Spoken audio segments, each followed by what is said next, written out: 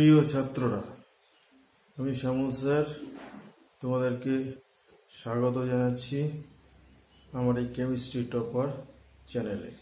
আজকে আমি তোমাদের ক্লাস 11-এর অ্যাটমিক স্ট্রাকচারের পরের অংশটুকু নিয়ে হাজির হয়েছি।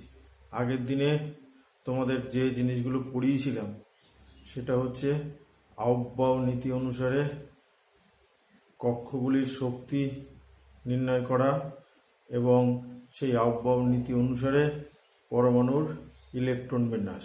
আমরা 20 অবধি ইলেকট্রন বিন্যাস শিখেছিলাম, তারপরের থেকে আমরা ইলেকট্রন বিন্যাস করব।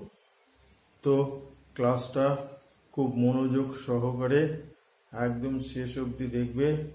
আজকে খুবই ইন্টারেস্টিং জিনিস আলোচনা করব। তার মধ্যে আছে এই হুন্ডের সূত্র, আয়নের ইলেকট্রন বিন্যাস এবং অযুগ্ম ইলেকট্রন নির্দেশ। তো শুরু করা যাক। আগের দিনে আমরা আউফবাউ নীতি পড়েছিলাম।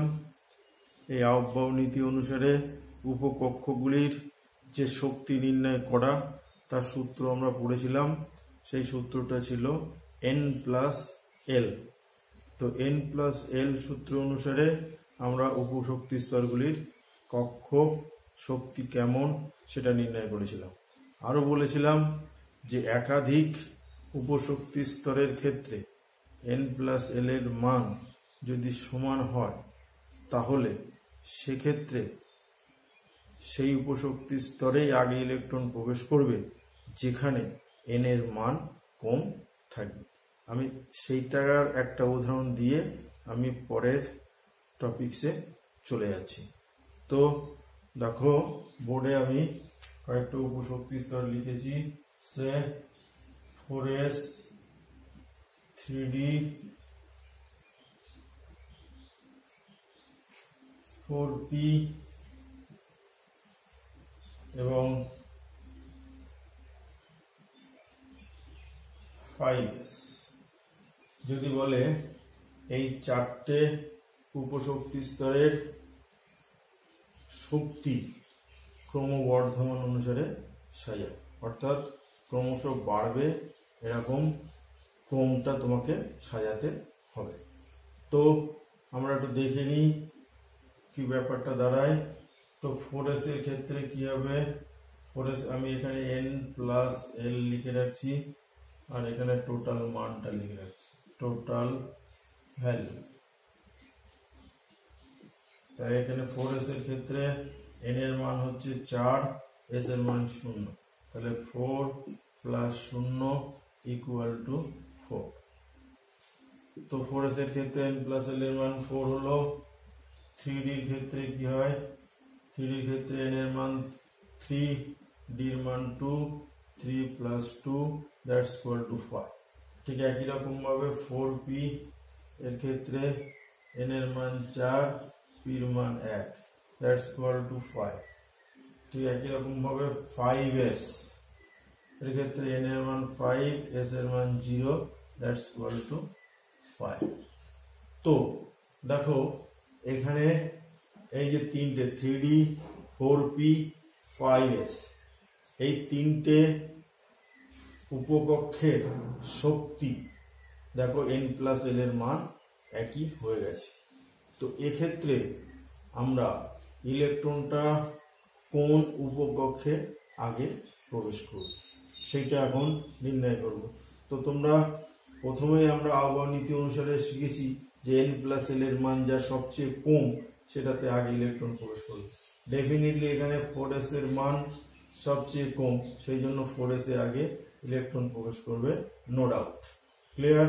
কিন্তু এই যে বাকি যে তিনটে উপকক্ষ রয়েছে, that is 3d, 4p, 5s, এই তিনটি উপকক্ষের ক্ষেত্রে দেখো N+L এর মান, এই যে 3d, 4p, 5s, এদের ক্ষেত্রে N+L এর মান দেখো প্রত্যেকেরই 5 করে।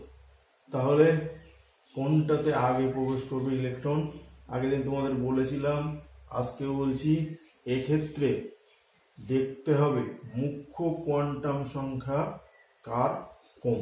দেখো 3D 4p 5s এই তিনটে উপকক্ষের মধ্যে 3Dর ক্ষেত্রে দেখো মুখ্য কোয়ান্টাম সংখ্যার মান হচ্ছে 3, তারপরে এটা হচ্ছে 4, এটা হচ্ছে 5।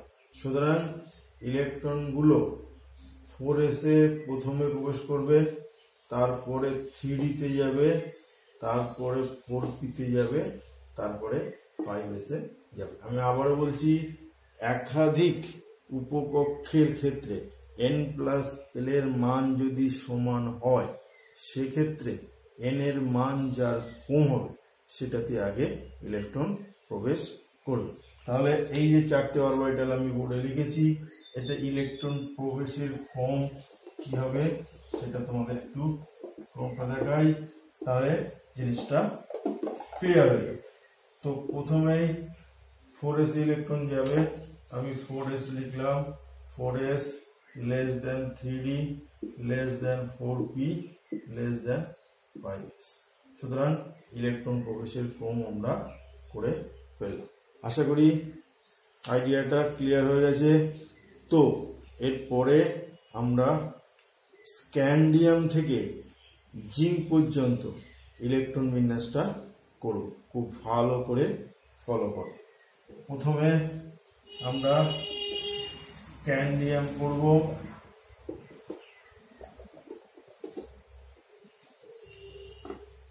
স্ক্যান্ডিয়াম SC এটা হচ্ছে 21।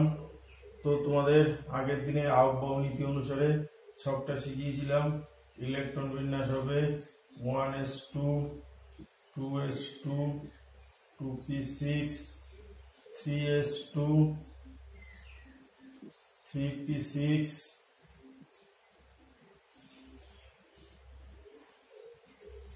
কত হলো 1s2 2s2 2p6 3s2 3p6 4s1। দেখো এখানে 19টা হয়েছে, 4s2 20, এরপরে আসবে 3d1। এটা আহ্বায়ক নীতি অনুসারে আগের দিন তোমাদের ছক করে দিয়েছিলাম, সেই ছক অনুযায়ী পরপর ইলেকট্রন প্রবেশ করেছে। ক্লিয়ার ব্যাপারটা? এরপরে আছে টাইটেনিয়াম। টাইটেনিয়াম 22 ইলেকট্রন বিন্যাস একই রকম ভাবে করতে যেতে হবে, 1s2 2s2 2p6 3s2 3p6 4s2 3d2। টাইটেনিয়ামের পরে ভ্যানাডিয়াম, একই রকম ভাবে এই ইলেকট্রন বিন্যাসগুলো প্রত্যেকের ক্ষেত্রে সেম আসবে। এটাকে বলা হয় আর্গনের ইলেকট্রন বিন্যাস। সুতরাং আমি এটা আর্গন বলে লিখে দিচ্ছি, আর্গন 4s2 3d3। এরপরে আসছে ক্রোমিয়াম 24, তার ইলেকট্রন বিন্যাস ওই প্রত্যেকেরই একই কেস হবে, আর্গন, কিন্তু তোমরা যখন লিখবে তখন কিন্তু পুরো ইলেকট্রন বিন্যাসটা করবে। আমি শুধু আর্গন দিয়ে বলছি কারণ এগুলো একই জিনিস বারবার রিপিট করতে হবে। তো এটা হবে 4s2 3d4, এইটা হওয়ার কথা। স্পেশালি আমি এটা স্টার মেরে রাখছি, কিন্তু এটা হবে না। কেন হবে না সেটা আমরা পরে আলোচনা করছি। এটা হচ্ছে ম্যাঙ্গানিজ 25, আর্গন 4s2 3d5। ম্যাঙ্গানিজের পরে আয়রন 26,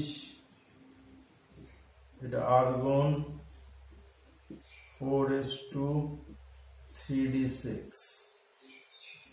কোবাল্ট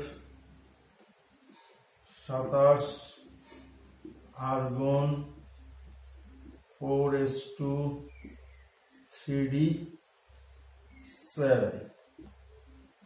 এরপরে আসবে নিকেল, আমি সেটা উপরে করছি।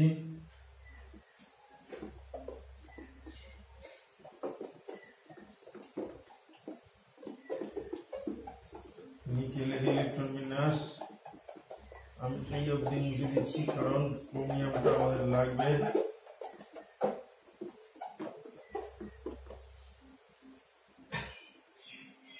Nickel, nickel 28। তো এর ইলেকট্রন বিন্যাসটা দাঁড়াবে আর্গন 18 4s2 3d8। এরপরে কপার 29 আর্গন 4s2 3d9। এইটা হওয়ার কথা, কিন্তু এটার ক্ষেত্রেও একটু ব্যতিক্রম থাকবে। ক্রস করে দিলাম, এটাকে স্টার করে দিলাম, এটা খুব ইম্পর্টেন্ট। এবারে zinc, zinc 30 argon 4s2 3d10।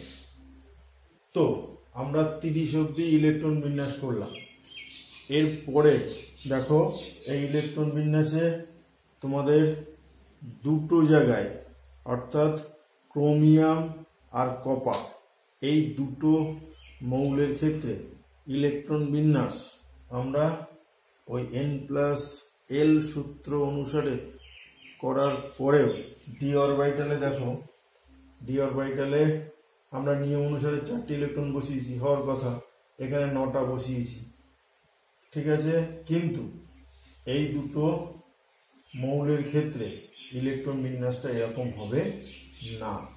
কেন হবে না সেইটাই আমরা এখন ব্যাখ্যা করব। তোমরা বলতে পারো স্যার নিয়ম অনুযায়ী তো আমরা পরপর বসিয়ে গেছি, স্ক্যান্ডিয়ামের থেকে 1, তারপরে পরপর আগের দিন তো বলেছিলেন স্যার যে ডিতে পরপর বসিয়ে যেতে হবে, তার ডিতে আমরা পরপর বসিয়ে গেছি। সেক্ষেত্রে ক্রোমিয়ামে 4টে এসছে, কপারে 3ডিতে 9টা এসছে। অন্যগুলো হলো স্যার, কিন্তু এই দুটো কেন হচ্ছে না, এখন আমরা সেইটা নিয়ে আলোচনা করব। তো আমরা ক্রোমিয়াম আর কপার এই দুটো ইলেকট্রন বিন্যাস বোর্ডে লেখা থাকুক।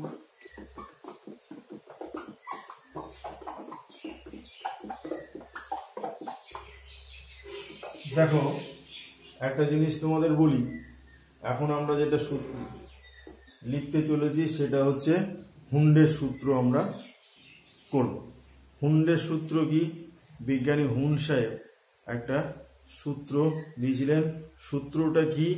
ইলেকট্রনগুলো যখন কোনো অরবিটালে বা কক্ষকে প্রবেশ করবে তখন প্রথমে একটা একটা করে প্রবেশ করবে, তারপরে যদি ইলেকট্রন থাকে তাহলে আবার প্রথম থেকে ভর্তি হতে হতে যাবে। ক্লিয়ার ব্যাপারটা? আবার বলছি, ইলেকট্রনগুলো যখন কোনো কক্ষকে প্রবেশ করবে তখন প্রথমে একটা একটা করে প্রবেশ করবে, তারপরে যদি ইলেকট্রন বেশি থাকে তাহলে তারা আবার প্রথম থেকে ভর্তি হতে হতে যাবে।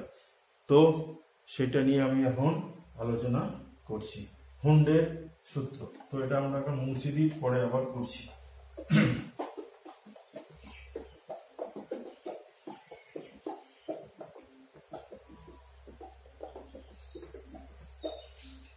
মনে করো আমরা নাইট্রোজেনের ইলেকট্রন বিন্যাস করি। নাইট্রোজেনের 7 ইলেকট্রন বিন্যাস অলরেডি আমরা শিখেছি, 1s2 2s2 2p3। তো এই নাইট্রোজেনের ইলেকট্রন বিন্যাস করতে গেলে আমরা জানি 1s এ একটাই কক্ষক থাকে, অলরেডি আমরা বলেছি 1s, এটা হচ্ছে 2s, এটা হচ্ছে 2p। এর 3টে কক্ষক থাকে, অলরেডি আমরা দেখেছি, px py pz। তো 1s এ কটা ইলেকট্রন থাকে? 2টো। আর আমরা জানি কোন কক্ষকে সর্বোচ্চ 2টো ইলেকট্রন থাকতে পারে, আমরা 2টো দিয়ে দিলাম, এবং ইলেকট্রনগুলো অপোজিট স্পিনে থাকে। তাহলে 1s এ 2টো, 2s এ 2টো। এখন 3p 2p তে 3খানা ইলেকট্রন রয়েছে। এই 3টে ইলেকট্রন আমরা জানি যে কোনো অরবিটালে সর্বোচ্চ 2টো ইলেকট্রন থাকতে পারে, সেটা আমরা এইভাবে দিতে পারতাম তো। তাহলে 3টে হয়ে গেল, কারণ এই দুটো পেলো আর এখানে একটা। কিন্তু ইলেকট্রন বিন্যাসটা এইভাবে হবে না, কারণ হুন সাহেব বলছেন যে ইলেকট্রনগুলো প্রথমে কোনো অরবিটালে একটা একটা করে দিতে হবে। তাহলে এখানে কটা ইলেকট্রন আছে? 3টে, সুতরাং এটা আমরা একটা একটা করে দেবো। তাহলে ইলেকট্রন বিন্যাস দাঁড়ালো কি 1s2 2s2 2px1। আমি দাঁড়াই এই ইলেকট্রন বিন্যাসটা আবার নাইট্রোজেনের মডিফাই করে করি 1s2 2s2 2px1 2py1 2pz1। Clear? এইভাবে ইলেকট্রনগুলো একটা একটা করে থাকবে। আর একটা উদাহরণ দিই, অক্সিজেন 8। তো এর ইলেকট্রন বিন্যাস কি দাঁড়ায় 1s2 2s2 2p4।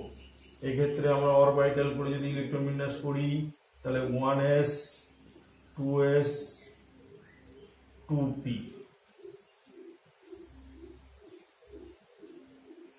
1s এ দুটো থাকে, 2s এ দুটো থাকবে, 2p তে 4টে আছে।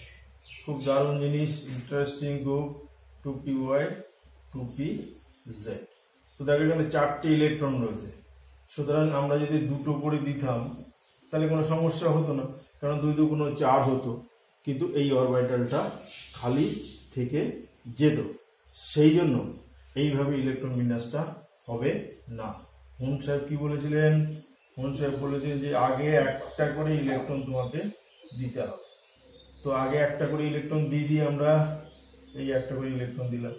তাহলে 2px এ একটা, 2p তে y তে একটা, 2pz এ একটা, আরো একটা ইলেকট্রন বেশি রয়েছে, সেটা এখান থেকে বসাতে হবে। এইটা হচ্ছে হুন্ডের সূত্র এবং তার উদাহরণ সহ ব্যাখ্যা বললাম। এবার আমরা একটু পরের দিকে চলে যাই, অর্থাৎ ক্রোমিয়াম এবং কপারের ক্ষেত্রে কেন ওরকম ইলেকট্রন বিন্যাস হচ্ছে সেইটা নিয়ে আমরা আলোচনা করছি। খুব মনোযোগ দিয়ে শোনো, এই প্রশ্নটা পরীক্ষায় আসে। ক্রোমিয়াম এবং কপারের ইলেকট্রন বিন্যাস লেখো এবং সেই বিন্যাসে কি বিশেষত্ব পরিলক্ষিত হয়। তো তোমাদের একটা কথা বলে রাখি, যখন একাধিক অরবিটাল, আবার বলছি, যখন একাধিক অরবিটাল পরিপূর্ণ অবস্থায় থাকে, সবগুলো পরিপূর্ণ অবস্থায় থাকে বা সবগুলো অর্ধপূর্ণ অবস্থায় থাকে, বা একটা পরিপূর্ণ একটা অর্ধপূর্ণ থাকে, বা একটা পরিপূর্ণ আর একটা অর্ধপূর্ণ অবস্থায় থাকে, বা একটা অর্ধপূর্ণ আর একটা পরিপূর্ণ অবস্থায় থাকে, তখন সেই বিন্যাসগুলো সবচেয়ে বেশি সুস্থিত হয় অন্যান্য বিন্যাসের তুলনায়। অন্যান্য বিন্যাস বলতে ধরো কোনো অরবিটালের বা উপকক্ষের সবকটা অরবিটাল পরিপূর্ণ নেই বা অর্ধপূর্ণ নেই, বা দুটো উপকক্ষের অরবিটালগুলির মধ্যে একটা উপকক্ষের অরবিটাল পরিপূর্ণ আছে আর একটা পরিপূর্ণ বা অর্ধপূর্ণ নেই, এরকম বিন্যাসের তুলনায় আগের বিন্যাসগুলো বেশি সুস্থিত হবে। আমি আবার বলছি, কোন কোন বিন্যাসগুলো বেশি সুস্থিত হবে? দুটো অরবিটাল যদি পরিপূর্ণ থাকে বা দুটো অরবিটাল যদি অর্ধপূর্ণ থাকে, মানে হাফ ফিল্ড অবস্থায় থাকে, বা দুটোর মধ্যে প্রথমটা পরিপূর্ণ পরেরটা অর্ধপূর্ণ, বা দুটোর মধ্যে প্রথমটা অর্ধপূর্ণ পরেরটা পরিপূর্ণ, এরকম যদি থাকে তাহলে তারা সবচেয়ে বেশি সুস্থিত হয় অন্যান্য বিন্যাসের তুলনায়। আমি বোর্ডে একটু এঁকে দেখাচ্ছি, জিনিসটা ক্লিয়ার হবে। সে আমরা 4s আর 3d এখানে দিচ্ছি।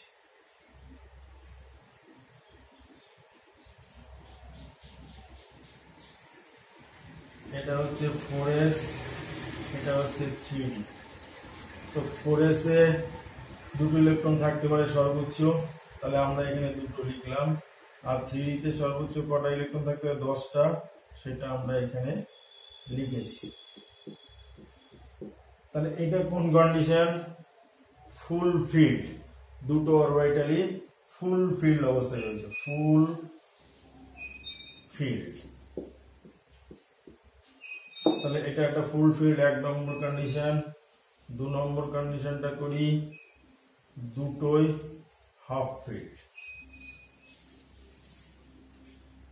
1 2 3 4, এখানে একটা, এই এই এই এই এই, এটা হচ্ছে 3D, এটা হচ্ছে 4s।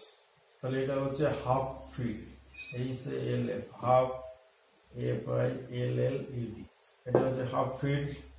নাম্বার 3, প্রথমটাতে আমরা পরিপূর্ণ করলাম, 4s এ মনে করো দুটো আছে, 3D তে 5টা আছে, 1 2 3 4, 1 2 3 4 5। তাহলে এটা হচ্ছে 3D, এইটা হাফ ফিল্ড, এটা ফুল ফিল্ড।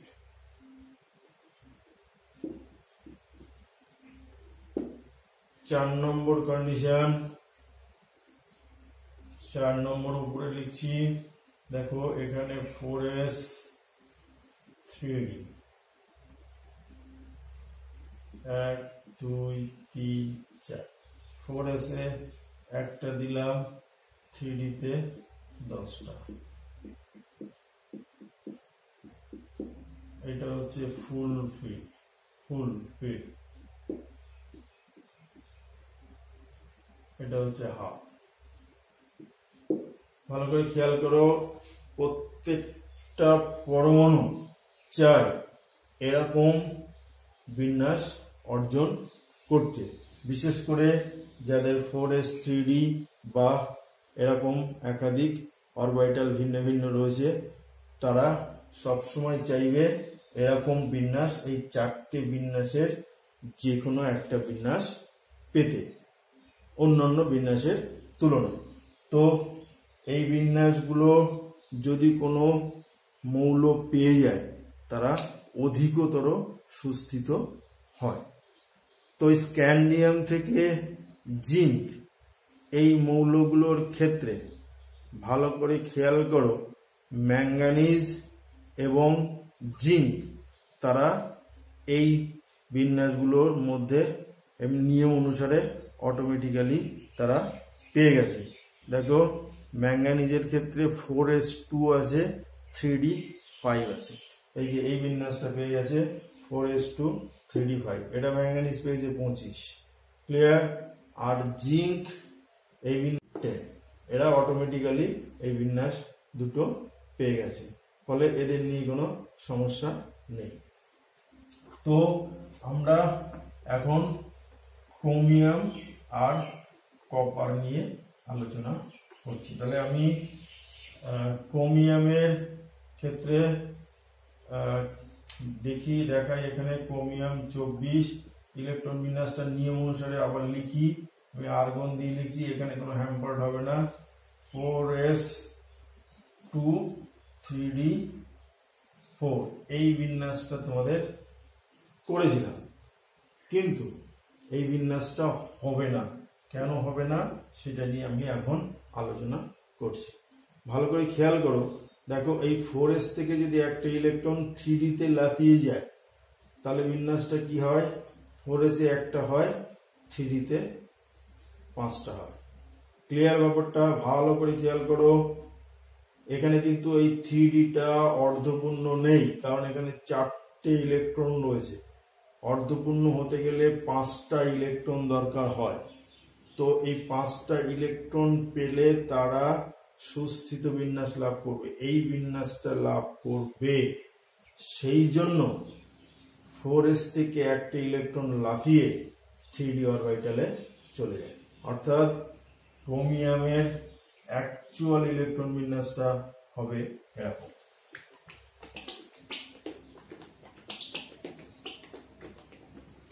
ক্রোমিয়ামের অ্যাকচুয়াল ইলেকট্রন বিন্যাসটা হবে আর্গন 4s1 3D 5। ক্লিয়ার ব্যাপারটা? দেখো দুটোই অর্ধপূর্ণ হয়ে গেছে, এটা একদম স্টেবল কনফিগুরেশন বা বিন্যাস লাভ করেছে। সুতরাং ক্রোমিয়ামের ইলেকট্রন বিন্যাস হবে 4s1 3d5, এটাই কারেক্ট। সিমিলারলি একই রকম ভাবে আমরা যদি কপারটার ইলেকট্রন বিন্যাস করি n+l সূত্র অনুসারে, তো তখন ইলেকট্রন বিন্যাসটা ছিল কি আর্গন 4s2 3d9। ভালো করে খেয়াল করো, আমি এখানে আবার অরবিটালটা এঁকে দিচ্ছি তোমাদের সুবিধার্থে। 4s এ দুটো থাকে, 3d তে 9টা থাকে। তোমরা নিশ্চয়ই এখন বুঝতে পেরেছো কি ঘটনাটা ঘটবে, তবু আমি আরেকবার একটু ব্যাখ্যা করে দিচ্ছি ভালো করে। দেখো 3d তে কটা আছে? 9টা আছে। 1টা 2টো 3টে 4টে 5টা 6টা 7টা 8টা 9টা। ভালো করে খেয়াল করো, দেখো এখানে 4s টা পরিপূর্ণ অবস্থায় রয়েছে, নো ডাউট, কোনো সন্দেহ নেই এখানে দুটো ইলেকট্রন রয়েছে। কিন্তু 3d টা দেখো 9টা ইলেকট্রন রয়েছে, এখানে পরিপূর্ণ অবস্থায় নেই। এখানে একটা ইলেকট্রন দিলে পরিপূর্ণ অবস্থায় থাকবে। ফলে কি হয়, এই 4s থেকে একটা ইলেকট্রন লাফিয়ে 3d তে চলে যায়, অর্থাৎ এখান থেকে একটা ইলেকট্রন জাম্প করে এই জায়গাটায় চলে যাবে।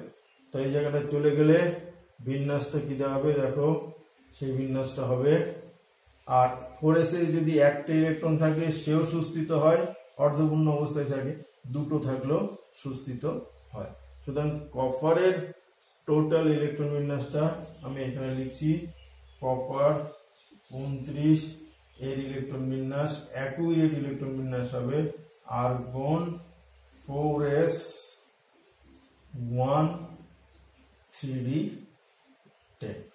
এইটা হচ্ছে কপারের সঠিক ইলেকট্রন বিন্যাস। ক্লিয়ার? ব্যাপারটা বোঝাতে পারলাম? এইটা তোমাকে অরবিটাল করে দেখিয়ে দিয়েছি, আর এইটা হচ্ছে কপারের অ্যাকুরেট ইলেকট্রন বিন্যাস। সুতরাং কপার আর ক্রোমিয়াম ভেরি ভেরি ইম্পর্ট্যান্ট তোমাদের পরীক্ষার ক্ষেত্রে বা যে কোনো কম্পিটিটিভ এক্সামের ক্ষেত্রে। এখন তোমরা প্রশ্ন করতে পারো, স্যার বাকি মৌলগুলোর ক্ষেত্রে এরকম হয় না কেন? অর্থাৎ এই ম্যাঙ্গানিজ, জিঙ্ক, ক্রোমিয়াম, কপার, এই চারটে বাদে আর বাকি 21 থেকে 30-এর মধ্যে তোমরা এরকম ইলেকট্রন ট্রান্সফার করে পরীক্ষা করে দেখো, কোনোটার ক্ষেত্রেই এই চারটে কন্ডিশনের একটাও ফুলফিল হবে না। চারটে কন্ডিশন মানে কি কি? উভয়ে পরিপূর্ণ, উভয়ে অর্ধপূর্ণ, একটা পরিপূর্ণ, একটা অর্ধপূর্ণ, এরকম কন্ডিশন বাকি মৌলগুলোর ক্ষেত্রে ইলেকট্রন ট্রান্সফার করে কখনোই করতে পারবে না। খেয়াল রাখবে যে এসে কিন্তু দুটোর বেশি ইলেকট্রন থাকবে না, অর্থাৎ ডি থেকে কখনো ইলেকট্রন এসে আসবে না। ক্লিয়ার?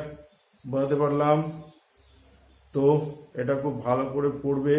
হুন্ডের সূত্র বললাম, তার ব্যাখ্যা বললাম, ক্রোমিয়াম কপারের ইলেকট্রন বিন্যাস নিয়ে টোটাল ডেসক্রিপশন বা আলোচনা করলাম। আশা করি বুঝতে অসুবিধা হয়নি। তো চলো এখন আমরা আরো একটা ইন্টারেস্টিং জিনিস শিখব, সেটা হচ্ছে আয়নের ইলেকট্রন বিন্যাস এবং অযুগ্ম ইলেকট্রন নির্দেশ। এটাও খুব ইম্পর্ট্যান্ট, পরীক্ষায় আসে।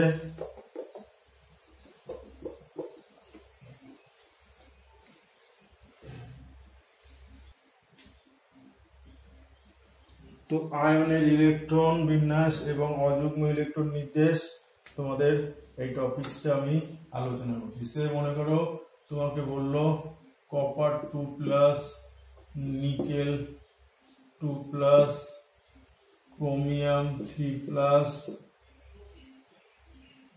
Zn 2+, এই আয়নগুলোর ইলেকট্রন বিন্যাস করো এবং অযুগ্ম ইলেকট্রন নির্দেশ করো। তো আরো যদি তোমাকে বলে যে Cl-, S-, S++,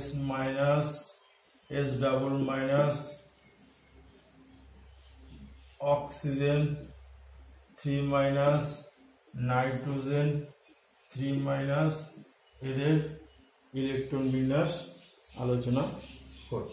তো প্রথমগুলো ক্যাটায়ন, পরেরগুলো অ্যানায়ন। তো আজকে আমি তোমাদের ক্যাটায়নের একটা দুটো উদাহরণ দিচ্ছি, পরের দিনে আরো ডিটেলে আমরা আলোচনা করব। জাস্ট আমি একটা দুটো উদাহরণ দিয়ে তোমাদের মানে পড়ার জন্য বলছি, বাকিগুলো তোমাদের টাস্ক থাকবে, তোমরা করতে পারো। আমি ক্যাটায়নের একটা উদাহরণ দিয়ে জিনিসটা শুরু করছি। অক্সিজেন এখানে 2 মাইনাস হবে, নট 3 মাইনাস, 2 মাইনাস। ওকে, তো জাস্ট একটা উদাহরণ দিই। এই আয়নের ইলেকট্রন বিন্যাস করতে গেলে ক্যাটায়নের ক্ষেত্রে কি করতে হবে? ক্যাটায়নের ক্ষেত্রে আমরা জানি ইলেকট্রন বেরিয়ে গেলে ক্যাটায়ন হয়, তো যে কটা ইলেকট্রন বেরিয়ে যাবে ঠিক সেই কটা প্লাস হবে। তো তোমাকে জাস্ট আমি একটা উদাহরণ বলছি। মনে করো নিকেল, নিকেল হচ্ছে পরমাণু ক্রমাঙ্ক 28, এর ইলেকট্রন বিন্যাস কত হবে? 1s2, 2s2, 2p6, 3s2, 3p6, 4s2, 3d8।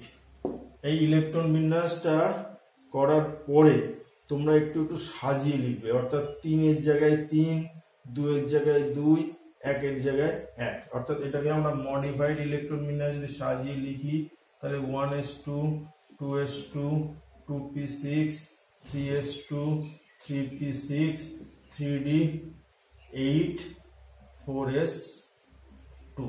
Clear? এটা এইভাবে সাজিয়ে লিখবে, কিন্তু নিয়ম অনুসারে আগে ইলেকট্রন বিন্যাসটা করে নেবে, নেওয়ার পরে এইভাবে সাজিয়ে লিখবে। দেখো 1 আছে, পরপর 2 আছে, পরপর 3 আছে, তারপরে 4 আছে। এক্ষেত্রে যদি এইবার আমরা নিকেল 2+ করি, কটা ইলেকট্রন বেরিয়ে গেছে বলো দেখি? 2টো ইলেকট্রন বেরিয়ে গেছে, এবং সেই ইলেকট্রনটা সব সময় লাস্ট কক্ষ থেকে বেরোবে, অর্থাৎ একদম আউটার মোস্ট শেল। তাহলে কোথা থেকে বেরোবে? 4s থেকে বেরোবে। তাহলে 4s থেকে 2টো ইলেকট্রন টোটালি বেরিয়ে যাবে। তাহলে নিকেল 2+ এর ইলেকট্রন বিন্যাস কি দাঁড়াবে? আমি এটাকে এখান থেকে হ্যাম্পার্ড হচ্ছে না বলে আমি এটাকে আর্গন বলে লিখছি। তাহলে আর্গন 3d8। তাহলে কপার 2+ এর মোট ইলেকট্রন সংখ্যা এখন দাঁড়িয়েছে কত? আগে ছিল 28, এখন হয়েছে 26। 2টো ইলেকট্রন বেরিয়ে গেছে 4s থেকে, ফলে কি হয়েছে? 26টা হয়ে গেছে। এটা 18 আর এখানে 8, 26। এই যে নিকেল 2+ এর ইলেকট্রন বিন্যাস আমরা করে ফেলেছি। তো এরপরে তোমাকে যদি জিজ্ঞাসা করে নিকেল 2+ আয়নের ইলেকট্রন বিন্যাস করো এবং অযুগ্ম ইলেকট্রন নির্দেশ করো, তো এখানে লাস্টে কি অরবিটাল এসছে? ডি এসছে। তো ডিটা আমি এখানে এঁকে ফেলি, এই 1 2 3 4, তাহলে 5টা ডি, 3d তে কটা ইলেকট্রন রয়েছে? এখানে 8টা। তাহলে আমি একটা করে বসাবো, 1 2 3 4 5 6 7 8। ভালো করে খেয়াল করো, এই ডি অরবিটালটা এঁকে নেবে। ডি এঁকে নেওয়ার পরে এখানে প্রথমে একটা করে ইলেকট্রন বসাবে, বসানোর পরে তারপরে যদি বেশি থাকে আরো একটা করে ইলেকট্রন এখানে বসিয়ে যাবে। বসিয়ে যাওয়ার পরে যদি বিজোড় ইলেকট্রন থাকে, যে কটা একটা করে ইলেকট্রন থাকবে সেটাই হচ্ছে বিজোড় ইলেকট্রনের সংখ্যা। তাহলে এখানে কটা বিজোড় ইলেকট্রন রয়েছে? 2টো, একটা করে ইলেকট্রন রয়েছে। সুতরাং নিকেল 2+ আয়নের অযুগ্ম ইলেকট্রন সমান সমান 2টি।